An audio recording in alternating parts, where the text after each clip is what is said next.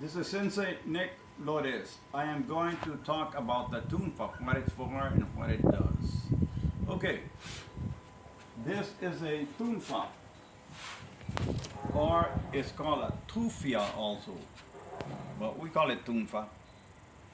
What this is, you can strike somebody in the head like that, or you can hit up this way, or you can hit down like you want to knock a knife out of somebody's hand, like that. But of course it'll be pow, or up this way. And of course it's down, up, real quick.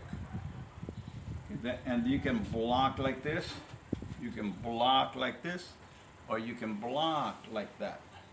Or you can punch this way, or you can punch this way. Either way. And those are the basic moves. Now to explain what this used to be, or maybe it is in some rural places in Okinawa or other parts of the world, they had like a millstone. It's just like a flat rock, round one like that, and then had like little gears, carved out. And then there was another flat one on top, but the top one you stuck this thing in there is a handle, and it's square like that, not round. Because if it's round, it would go like that. But you would stick it, and you would turn it like that, and one wheel would grind on top of another one, and it would grind like rice or soybeans or whatever it is, like a blender is what it was. And they were grinding like this, like that. And if they had to fight, they pull it out like this, and bam, they could break your knees. Like, here goes one knee, here goes the other one, or ankle or whatever. And they could get up and block, punch like I demonstrated before, block this way. That's what a tumfa was used for, a handle, like a handle on a blender.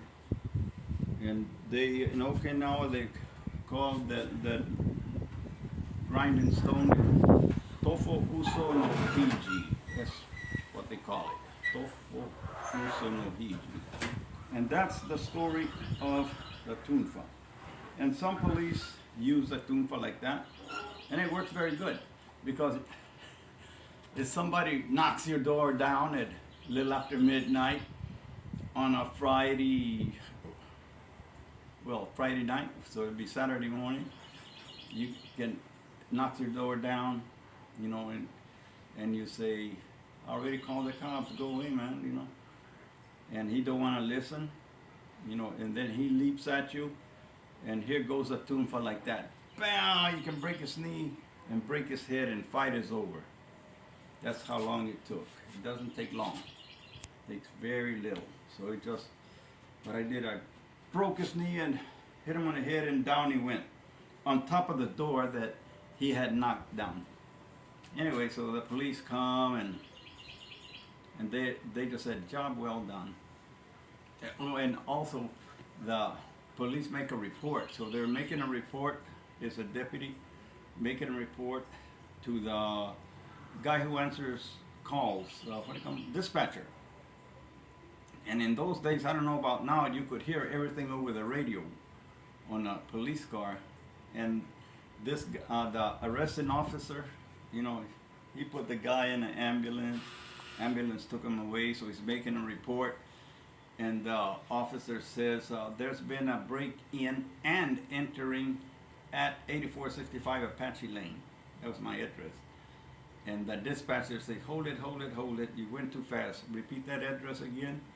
So he says, the dispatcher says, 8465 Apache Lane. The deputy tells the dispatcher, and the dispatcher repeats, 8465 Apache Lane.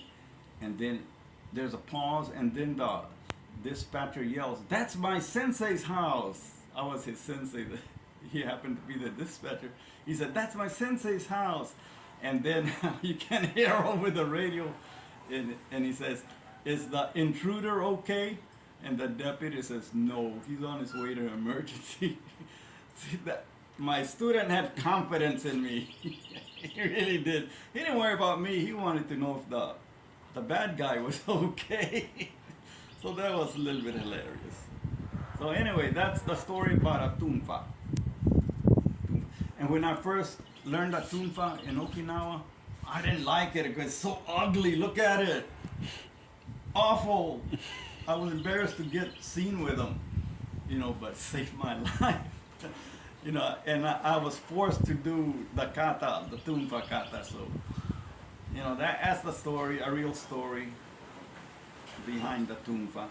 All of it is true.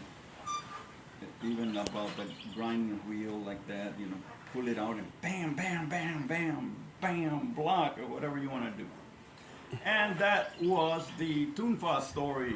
Thank you very much.